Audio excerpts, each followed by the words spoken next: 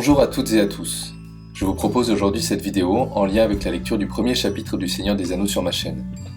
Mon but est de partager des histoires, plus ou moins connues sur la comté et sur ses célèbres habitants, les Hobbits. Je vais cependant essayer de ne pas trop vous en divulguer pour la suite des événements, au cas où certains d'entre vous ne connaîtraient pas le reste de l'histoire.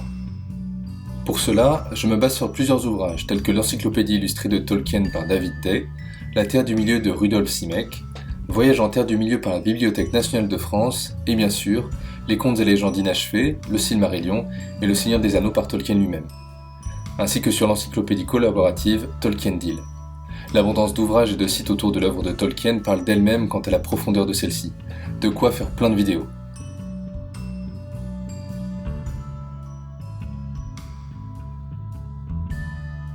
La comté est une terre de collines verdoyantes située en Eriador, dans l'ouest de la Terre du Milieu. Elle est riche de récoltes et de moissons et semble paradisiaque, comme présenté dans le chapitre 9 du 6e tome, chaque livre étant découpé en 2 tomes. Il eut une telle abondance de fruits que le jeune hobbit était bien près de nager dans les fraises et la crème.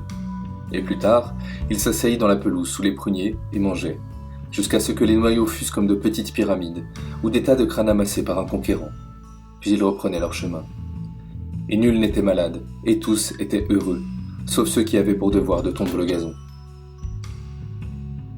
La comté faisait autrefois partie du royaume d'Arnor, cousin du Gondor au sud, et a été donnée aux Hobbits en 1601 du Troisième Âge, soit 1400 ans avant les événements du premier chapitre.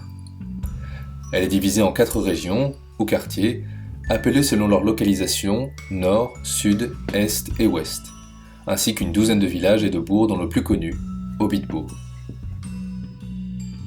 En dehors de quelques catastrophes naturelles, le seul événement marquant a été un raid des mineurs d'orques des Monts Brumeux en 2747, nommé pompeusement par les Hobbits « Bataille des Champs Verts ». C'est lors de cette bataille que Bandobras Took, nommé Fier Taureau, aurait inventé le golf en faisant voler la tête du chef des orques d'un coup de gourdin, selon la légende bien sûr. En dehors de cette escarmouche, la comté semble extraordinairement paisible, presque imperméable aux péripéties étrangères.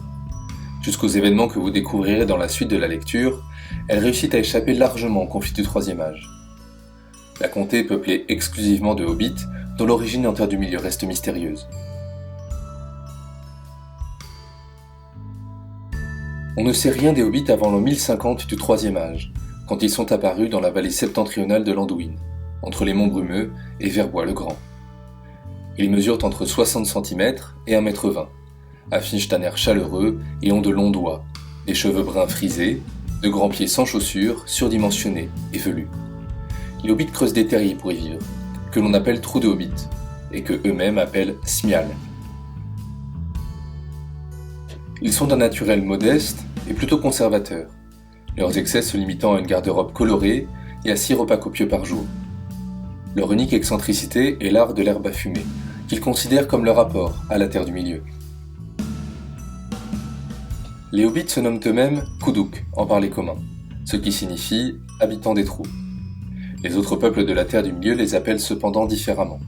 Banakil, puis Halflings, ou Demi-hommes, pour les hommes.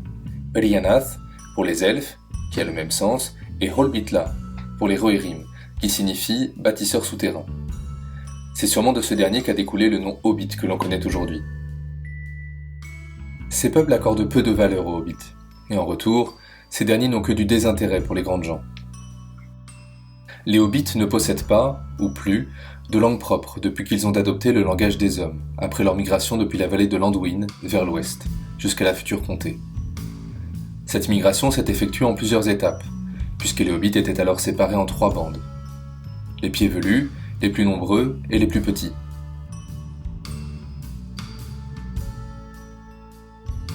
Les forts, les plus lourds et les plus larges, et les seuls à porter la barbe.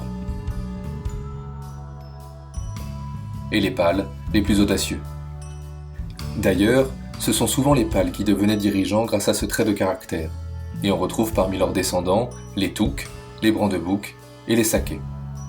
C'est dans cette famille que naquit le premier hobbit à devenir célèbre hors des frontières de la comté, celui que vous connaissez bien, Bilbon Saké. Il joua un rôle dominant dans la quête d'Erebor aux côtés de Gandalf et du nain taurin écu de chêne. C'est lors de cette aventure, relatée dans le livre Le Hobbit, que Bilbon acquit l'anneau, dont il est question au moment de son départ de la comté, et qu'il lègue alors à son neveu Frodon. Je me permets une brève parenthèse pour soulever une question qui m'a toujours taraudé en regardant les films. Pourquoi Sam Gamgee, qui est le voisin et jardinier de Frodon, le traitait-il avec un tel respect, en l'appelant maître ou bien Monsieur Frodon? Je pense maintenant pouvoir répondre à cette question en vous parlant de l'écart d'âge entre les hobbits qui vont participer à l'aventure de l'anneau. Frodon Sake est né en 2968 du troisième âge, et il vient de fêter son 33e anniversaire au moment du départ de Bilbon. C'est l'âge de la majorité pour les hobbits. Sam Gamgee est né quant à lui en 2980, et il n'a donc que 21 ans à ce moment de l'histoire. Merry n'a que 19 ans, et Pippin, que nous rencontrerons par la suite, n'a alors que 11 ans. Sans vous en dévoiler trop sur la suite de l'histoire, je peux déjà vous dire que chacun de ces 4 hobbits jouera un rôle crucial dans la quête de l'anneau. Peut-être une date vidéo à faire si ça vous intéresse.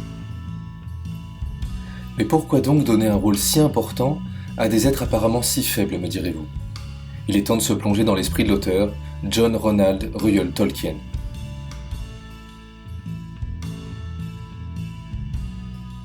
Au fond d'un trou vivait un hobbit.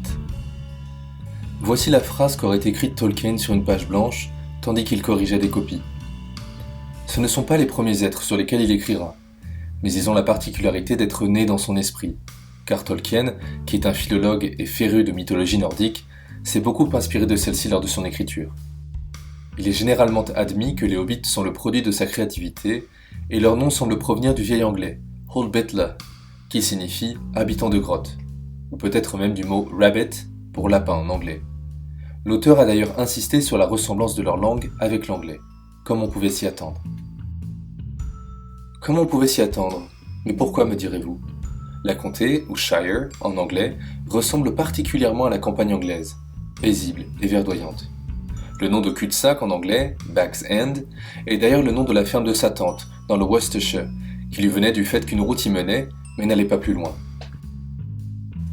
Ses habitants, les hobbits, portent souvent des noms d'origine anglaise comme Lily, Rosie ou même Sam. Ils sont également représentés comme des habitants d'une société pré-industrielle, conservateurs et particulièrement portés sur la bonne chère. Le thé fait même partie de leur 6 repas quotidiens. Ils feront aussi preuve de générosité, de solidarité et de sens du sacrifice dans la suite de l'épopée. On retrouve dans la description que je viens de vous faire l'environnement dans lequel a grandi le jeune John Tolkien à son arrivée en Angleterre en 1895. Il vécut alors avec sa mère à Birmingham et développa un amour profond pour la campagne environnante du Warwickshire et le moulin de Sir Hall. Le caractère bien trempé des hobbits fait selon moi écho au True Grit, le vrai courage, que l'on retrouve à la fois dans le rugby anglais et dans l'opiniâtreté britannique durant les 2 guerres mondiales, des événements qui auront profondément marqué l'écrivain. C'est sa propre vision de l'héroïsme, qui vient selon moi s'opposer à la vision contemporaine du super-héros solitaire et surpuissant. Peut-il y avoir du courage lorsqu'on ne risque rien? Apparu dans le livre Le Hobbit en 1937, ces êtres sont casaniers, inconscients du monde extérieur, peu aventureux, voire couards. Leur petite taille est un symbole de leurs limites dans un monde peuplé de trolls, d'elfes et de magiciens. Comment un si petit peuple pourrait-il se faire une place au milieu de ces géants? Le récit de Tolkien tente à démontrer que, dans le cœur du hobbit le plus gras et le plus timoré, se cache un grain de courage, attendant quelque danger ultime et insurmontable. Cette vision idéalisée me semble être mise à l'honneur dans des œuvres plus récentes telles que les Goonies de Steven Spielberg, où des enfants cherchent à sauver la maison de l'un d'entre eux en trouvant un trésor de pirate. Ou encore dans certains mangas, tels que Naruto ou One Piece, dans lesquels le héros parvient à atteindre son objectif grâce à sa détermination et à ses amis. Le point commun entre ces œuvres réside, selon moi, dans la pureté du cœur de leur héros et dans leur innocence presque naïve face à un monde injuste. Je pense que l'on peut résumer sa vision en un seul mot d'ordre. Il y a du bon dans ce monde, et il faut se battre pour y arriver. C'est ma première vidéo de ce genre, et j'espère qu'elle vous aura plu. N'hésitez pas à me dire dans les commentaires si vous avez des remarques ou des questions par rapport à ce que je viens de dire. Je pense faire une vidéo de ce genre pour chaque chapitre, pour vous expliquer les différents personnages que l'on vient de rencontrer, et les événements qui viennent de se dérouler. Si le concept de cette vidéo et le livre audio vous plaisent, n'hésitez pas à vous abonner et à activer la cloche pour être prévenu de la sortie de chaque vidéo.